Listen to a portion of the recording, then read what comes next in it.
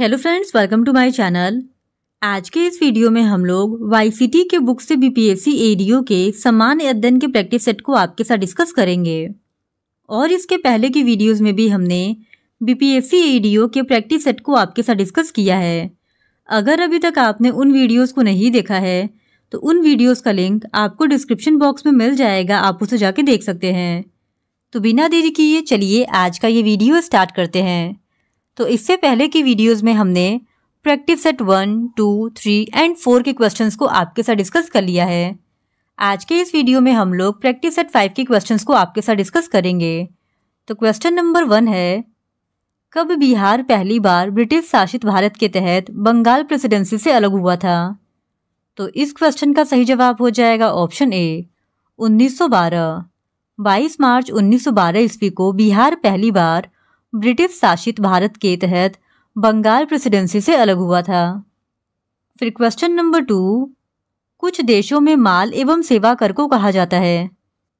तो इस क्वेश्चन का सही जवाब है ऑप्शन डी मूल्यवर्धित कर। कुछ देशों में माल एवं सेवा कर यानी जीएसटी को मूल्यवर्धित कर यानी कि वैट कहा जाता है। और सबसे पहले जीएसटी को वैट के नाम से फ्रांस में 1954 ईस्वी में लागू किया गया था और भारत में इसे 1 जुलाई 2017 से लागू किया गया है। और भारतीय जीएसटी मॉडल कनाडा के उपभोग वैट मॉडल पर आधारित है। फिर क्वेश्चन नंबर 3, निम्नलिखित में से कौन सी श्रेणियां उस निर्वाचक मंडल का हिस्सा नहीं है जो भारत के राष्ट्रपति के चुनाव में भाग लेते हैं? पहला, केवल राज्यसभा के मनोनीत सदस्य। दूसरा, संसद के दोनों सदनों के मनोनीत सदस्य। तीसरा, राज्य विधानसभाओं के मनोनीत सदस्य। और चौथा, राज्य विधान परिषद के सदस्य। नीचे दिए गए कोड से सही उत्तर चुनें। तो इस क्वेश्चन का सही जवाब हो जाएगा ऑप्शन बी, पहला, दूसरा, तीसरा और चौथा। संविधान के अनुच्छेद 54 में राष्ट्रपति की निर्वाचन पद्धति का वर्णन किया गया है और इसके अनुसार राष्ट्रपति का निर्वाचन एक निर्वाचक मंडल के द्वारा किया जाएगा और संसद के दोनों सदनों के सभी निर्वाचित सदस्य, राज्य की विधानसभाओं के सभी निर्वाचित सदस्य और केंद्र शासित प्रदेश दिल्ली, पुडुचेरी की विधानसभाओं के निर्वाचित सदस्य इस निर्वाचक मंडल का भाग होते हैं। जबकि संसद के दोनों सदनों के मनोनीत सदस्य, राज्य विधानसभाओं के मनोनीत सदस्य और राज्य विधान परिषदों के निर्वाचित और मनोनीत सदस्य इस निर्वाचक मंडल का हिस्सा नहीं होते हैं। इस वजह से ऑप्शन बी इस क्वेश्चन का सही जवाब है। फिर क्वेश्चन नंबर 4, निम्नलिखित में से कौन पहले किसी राज्य का मुख्यमंत्री बने बिना भारत के प्रधानमंत्री बने? पहला, मोरारजी देसाई। दूसरा, चरण सिंह। तीसरा, वीपी सिंह और चौथा, चंद्रशेखर। तो इस क्वेश्चन का सही जवाब हो जाएगा ऑप्शन सी, केवल चौथा। देश के 8वें प्रधानमंत्री चंद्रशेखर सिंह एक ऐसे प्रधानमंत्री थे जो पीएम पद संभालने से पहले किसी राज्य के मुख्यमंत्री या किसी मंत्री पद पर नहीं रहे थे। फिर क्वेश्चन नंबर 5, पृथ्वी के भूपटल में सर्वाधिक है। तो इस क्वेश्चन का सही जवाब हो जाएगा ऑप्शन ए, ऑक्सीजन। पृथ्वी के भूपटल पर लगभग 100 से अधिक तत्व पाए जाते हैं, लेकिन उनमें से भी केवल 8 तत्व ही महत्वपूर्ण हैं और पृथ्वी के भूपटल में सर्वाधिक मात्रा में ऑक्सीजन पाया जाता है जिसका परसेंट 46.8% है। फिर क्वेश्चन नंबर 6, कन्याकुमारी डैश में है। तो इस क्वेश्चन का सही जवाब हो जाएगा ऑप्शन ए, तमिलनाडु में। कन्याकुमारी भारत के तमिलनाडु राज्य में स्थित एक जिला है और यह भारत की मुख्य भूमि का दक्षिणतम जिला है। फिर क्वेश्चन नंबर 7, नाई धोबी बंद सामाजिक बायकॉट का एक स्वरूप था जो सन 1919 में। तो इस क्वेश्चन का सही जवाब हो जाएगा ऑप्शन ए, किसानों द्वारा प्रतापगढ़ जिले में चलाया गया था। गौरी शंकर मिश्र, इंद्र नारायण द्विवेदी और मदन मोहन मालवीय के प्रयत्नों से फरवरी 1918 ईस्वी में अवध में उत्तर प्रदेश किसान सभा का गठन किया गया और इस सभा ने किसानों को जमींदारों तथा तालुकेदारों के शोषण के विरुद्ध संगठित करने का प्रयास किया और इसी के क्रम में प्रतापगढ़ में नाई धोबी बंद नामक आंदोलन चलाया गया। इस आंदोलन के तहत जमींदारों और तालुकदारों का सामाजिक बहिष्कार किया गया था। फिर क्वेश्चन नंबर 8, निम्नलिखित में से कौन सा भागलपुर से मिर्जा चेउकी की ओर रेल मार्ग में बिहार का अंतिम रेलवे स्टेशन है? तो इस क्वेश्चन का सही जवाब हो जाएगा ऑप्शन सी, अम्मापाली रेलवे स्टेशन। फिर क्वेश्चन नंबर 9, निम्नलिखित में से बिहार का कौन सा जिला नेपाल के साथ सीमा साझा नहीं करता है? तो इस क्वेश्चन का सही जवाब हो जाएगा ऑप्शन ए, पूर्णिया। बिहार के 7 जिले नेपाल के साथ सीमा साझा करते हैं। पहला है पश्चिमी चंपारण, दूसरा है पूर्वी चंपारण, तीसरा है मधुबनी, चौथा है किशनगंज, पांचवा है सीतामढ़ी, छठवां है सुपौल और सातवां है अररिया, जबकि पूर्णिया नेपाल के साथ सीमा साझा नहीं करता है। फिर क्वेश्चन नंबर 10, निम्नलिखित में से कौन सा जोड़ा बिहार के दक्षिण गंगा क्षेत्र से मेल नहीं खाता है? तो इस क्वेश्चन का सही जवाब हो जाएगा ऑप्शन सी, पटना वैशाली। पटना वैशाली जोड़ा बिहार के दक्षिण गंगा के क्षेत्र से मेल नहीं खाता है। फिर क्वेश्चन नंबर 11, बिहार के निम्नलिखित जिलों में से किस जिले में धारवाड़ चट्टानें नहीं हैं? तो इस क्वेश्चन का सही जवाब हो जाएगा ऑप्शन डी, कैमूर। धारवाड़ चट्टानें आग्नेय चट्टानें हैं जिसका विस्तार बिहार राज्य के दक्षिण पूर्वी जिलों जमुई, नवादा, मुंगेर, गया और राजगीर में है। कैमूर और रोहतास जिलों में विंध्य प्रकार की चट्टानें मिलती हैं। फिर क्वेश्चन नंबर 12, बिहार में 1857 की क्रांति को किसने नेतृत्व दिया था? तो इस क्वेश्चन का सही जवाब हो जाएगा ऑप्शन ए, कुंवर सिंह ने। बिहार में 1857 की क्रांति का नेतृत्व जगदीशपुर के जमींदार कुंवर सिंह ने किया था और वे जगदीशपुर के शाही उज्जैनिया राजपूत घराने से थे। फिर क्वेश्चन नंबर 13, बिहार के किस वामपंथी नेता ने बिहार प्रांतीय किसान सभा को लोकप्रिय बनाया था? नाम बताइए। तो इस क्वेश्चन का सही जवाब हो जाएगा ऑप्शन बी, कल्याणंद शर्मा ने। फिर क्वेश्चन नंबर 14, भारत सरकार अधिनियम 1935 के तहत बिहार विधान परिषद के प्रथम निर्वाचित सभापति कौन थे? तो इस क्वेश्चन का सही जवाब हो जाएगा ऑप्शन बी, राय बहादुर सतीश चंद्र। भारत सरकार अधिनियम 1935 के तहत बिहार विधान परिषद में 29 सदस्य थे और सदस्यों का चुनाव अप्रत्यक्ष रूप से होता था और कुछ को मनोनीत भी किया जाता था। राज्यपाल के आदेश से राय बहादुर सतीश चंद्र सिन्हा इसके अध्यक्ष बने और बाद में राजीव रंजन सिन्हा को इसका अध्यक्ष चुना गया था। फिर क्वेश्चन नंबर 15, कौन सा तकनीक मृत को पुनर्जीवित दिखा सकती है? तो इस क्वेश्चन का सही जवाब हो जाएगा ऑप्शन ए, एआई। एआई और वॉइस तकनीक किसी मृत व्यक्ति को पुनर्जीवित दिखा सकती है।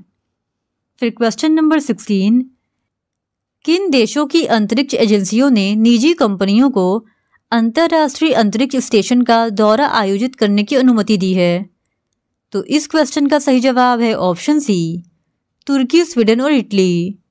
तुर्की, स्वीडन और इटली देशों की अंतरिक्ष एजेंसियों ने निजी कंपनियों को अंतर्राष्ट्रीय अंतरिक्ष स्टेशन का दौरा आयोजित करने की अनुमति दी है।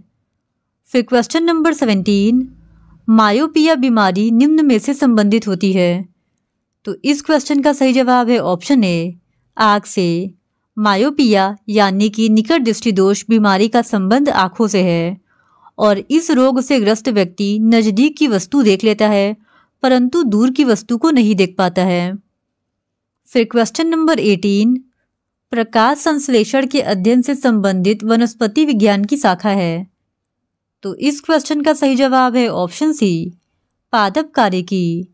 प्रकाश संश्लेषण के अध्ययन से संबंधित पादप कार्यकी वनस्पति विज्ञान की शाखा है और पादप कार्यकी में पौधे में होने वाली विभिन्न प्रकार की जैविक क्रियाओं का अध्ययन किया जाता है और पादप कार्यकी के जनक स्टीफन हेल्स हैं। फिर क्वेश्चन नंबर 19, गाजर का रंग नारंगी होता है क्योंकि? तो इस क्वेश्चन का सही जवाब है ऑप्शन बी, इसमें कैरोटीन होता है। फिर क्वेश्चन नंबर 20, किसमें परिवर्तन के कारण रंध्र खुलते या बंद होते हैं? तो इस क्वेश्चन का सही जवाब है ऑप्शन सी, कोशिकाओं में पानी की मात्रा। कोशिकाओं में पानी की मात्रा में परिवर्तन के कारण रंध्र खुलते या बंद होते हैं। फिर क्वेश्चन नंबर 21, मानव शरीर में होता है? तो इस क्वेश्चन का सही जवाब है ऑप्शन ए, 70% पानी। मानव शरीर में 70% पानी होता है। फिर क्वेश्चन नंबर 22, शरीर के अंदर भोजन को ब्रेक डाउन करने वाले उत्प्रेरक को बताइए। तो इस क्वेश्चन का सही जवाब हो जाएगा ऑप्शन सी, डाइजेस्टिव एंजाइम। शरीर के अंदर भोजन को ब्रेक डाउन करने वाले उत्प्रेरक को डाइजेस्टिव एंजाइम कहते हैं और पाचक एंजाइम खाए गए भोजन को तोड़ने में महत्वपूर्ण भूमिका निभाते हैं। फिर क्वेश्चन नंबर 23, विटामिन B12 का रासायनिक नाम क्या है? तो इस क्वेश्चन का सही जवाब है ऑप्शन बी, कोबलामीन।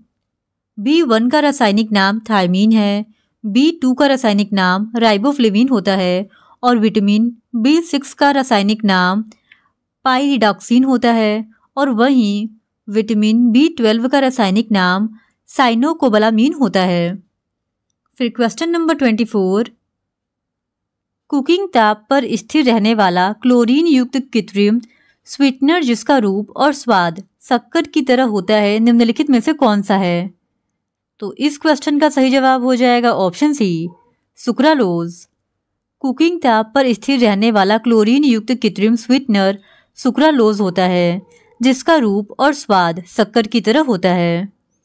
फिर क्वेश्चन नंबर 25, प्रबल अम्ल की दुर्बल क्षारक से बने लवण का पीएच मान क्या है? तो इस क्वेश्चन का सही जवाब हो जाएगा ऑप्शन बी, 7 से कम। प्रबल अम्ल और दुर्बल क्षारक से बने लवण का पीएच मान 7 से कम होता है, जबकि दुर्बल अम्ल और प्रबल क्षारक से बने लवण का पीएच मान 7 से अधिक होता है। फिर क्वेश्चन नंबर 26, निम्नलिखित में से कौन सा अम्ल क्षार का संकेतक है? तो इस क्वेश्चन का सही जवाब है ऑप्शन बी, हल्दी। फिर क्वेश्चन नंबर 27, शुष्क भुजे हुए चूने पर क्लोरीन गैस की क्रिया से कौन सा पदार्थ बनता है? तो इस क्वेश्चन का सही जवाब हो जाएगा ऑप्शन बी, विरंजक चूर्ण। शुष्क भुजे हुए चूने से क्लोरीन गैस की क्रिया कराने पर विरंजक चूर्ण प्राप्त होता है। फिर क्वेश्चन नंबर 28, HOOCOOH को कौन सा अम्ल कहा जाता है? तो इस क्वेश्चन का सही जवाब हो जाएगा ऑप्शन बी, ऑक्सैलिक अम्ल। फिर क्वेश्चन नंबर 29, आपको 3 परख नलियां दी गई हैं, उनमें से एक में आसुत जल है और 2 अन्य में, एक में अम्लीय विलयन और दूसरे में क्षारीय विलयन है, इनमें से किसमें लाल लिटमस नीला हो जाएगा? तो इस क्वेश्चन का सही जवाब हो जाएगा ऑप्शन सी, क्षार। तीनों परख नलियों में से जिस परख नली में क्षारीय विलयन होगा उसमें लाल लिटमस नीला हो जाएगा। फिर क्वेश्चन नंबर 30, एसिटिक अम्ल की गंध किसके समान होती है? तो इस क्वेश्चन का सही जवाब हो जाएगा ऑप्शन ए, सिरका। एसिटिक अम्ल की गंध सिरका के समान होती है और एसिटिक अम्ल अनेक फलों के रसों में मुक्त अवस्था में पाया जाता है। फिर क्वेश्चन नंबर 31, रेडियोधर्मी तत्व द्वारा उत्सर्जित निम्नलिखित में से कौन सा एक धनात्मक रूप से आवेशित कण है? तो इस क्वेश्चन का सही जवाब हो जाएगा ऑप्शन बी, अल्फा किरण। फिर क्वेश्चन नंबर 32, एक सामान्य नेत्र लेंस की नाभिक दूरी होती है लगभग। तो इस क्वेश्चन का सही जवाब हो जाएगा ऑप्शन सी, 2 सेंटीमीटर। फिर क्वेश्चन नंबर 33, प्रिज्म से गुजरने पर सबसे अधिक अपरिवर्तित होने वाला रंगीन प्रकाश है। तो इस क्वेश्चन का सही जवाब हो जाएगा ऑप्शन बी, बैगनी। बैगनी रंग का प्रकाश प्रिज्म से गुजरने पर सर्वाधिक अपरिवर्तित होता है। फिर क्वेश्चन नंबर 34, दृष्टि की खराबी निकट दृष्टि को डैश के नाम से जाना जाता है। तो इस क्वेश्चन का सही जवाब हो जाएगा ऑप्शन ई, उपयुक्त में से कोई नहीं या उपयुक्त में से एक से अधिक। मायोपिया एक ऐसी स्थिति होती है जिसमें पास की वस्तुएं स्पष्ट रूप से दिखाई देती हैं परंतु दूर की वस्तु स्पष्ट नहीं दिखाई देती है और ये किसी भी ऑप्शन में नहीं दिया गया था। इस वजह से ऑप्शन ई इस क्वेश्चन का सही जवाब हो जाएगा, उपयुक्त में से कोई नहीं। फिर क्वेश्चन नंबर 35, विद्युत धारा की इकाई है। तो इस क्वेश्चन का सही जवाब हो जाएगा ऑप्शन डी, एम्पियर। विद्युत धारा की इकाई एम्पियर होती है, इस वजह से ऑप्शन डी इस क्वेश्चन का सही जवाब है। फिर क्वेश्चन नंबर 36, विद्युत धारा किस उपकरण से मापी जाती है? तो इस क्वेश्चन का सही जवाब हो जाएगा ऑप्शन बी, अमीटर से। विद्युत धारा को अमीटर से मापा जाता है और विद्युत धारा का मात्रक एम्पियर होता है। फिर क्वेश्चन नंबर 37, अति सूक्ष्म वस्तुओं को देखने के लिए प्रयोग किया जाने वाला प्रकाशिक उपकरण है। तो इस क्वेश्चन का सही जवाब हो जाएगा ऑप्शन ए माइक्रोस्कोप। अति सूक्ष्म वस्तुओं को देखने के लिए माइक्रोस्कोप का उपयोग किया जाता है। फिर क्वेश्चन नंबर 38, भारत सर्वश्रेष्ठ उत्पादक एवं उपभोक्ता है। तो इस क्वेश्चन का सही जवाब हो जाएगा ऑप्शन डी दाल का।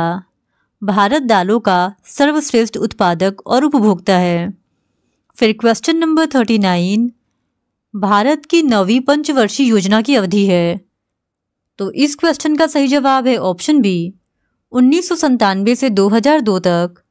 9वीं पंचवर्षीय योजना की अवधि 1 अप्रैल 1997 से 31 मार्च 2002 तक थी और इस योजना काल में 6.5% प्रति वर्ष की आर्थिक वृद्धि दर को प्राप्त करने का लक्ष्य रखा गया था। फिर क्वेश्चन नंबर 40, किसी देश की प्रति व्यक्ति आय प्राप्त की जाती है। तो इस क्वेश्चन का सही जवाब है ऑप्शन सी राष्ट्रीय आय एवं जनसंख्या दोनों से। यदि राष्ट्रीय आय को जनसंख्या से भाग दे दिया जाए तो प्राप्त आय प्रति व्यक्ति आय कहलाती है और प्रति व्यक्ति आय वह औसत आय है जो व्यक्ति एक वर्ष में प्राप्त करता है। फिर क्वेश्चन नंबर 41, भारत में राष्ट्रीय आय का आकलन एकत्रित किया जाता है। तो जब ये क्वेश्चन पूछा गया था उस समय भारत में राष्ट्रीय आय का आकलन केंद्रीय सांख्यिकी संगठन यानी CSO के द्वारा किया जाता था और यह संस्था नियमित रूप से राष्ट्रीय आय के आंकड़े प्रकाशित करती थी। लेकिन वर्तमान समय में यह कार्य राष्ट्रीय सांख्यिकी कार्यालय यानी कि NSO के द्वारा किया जा रहा है और NSO की स्थापना CSO और NSSO के विलय करके 2019 में बनाई गई है। फिर क्वेश्चन नंबर 42, भारत के प्रथम कौशल विकास केंद्र का उद्घाटन वर्ष 2014 में किस राज्य में किया गया। तो इस क्वेश्चन का सही जवाब है ऑप्शन सी राजस्थान। फिर क्वेश्चन नंबर 43, इनमें से किसने यह कहा है कि सकल राष्ट्रीय आय GNI को कुल आबादी से भाग देने पर प्राप्त औसत के रूप में प्रति व्यक्ति आय विकास का द्योतक है, एक मिथक है। तो इस क्वेश्चन का सही जवाब हो जाएगा ऑप्शन डी दीनदयाल उपाध्याय ने।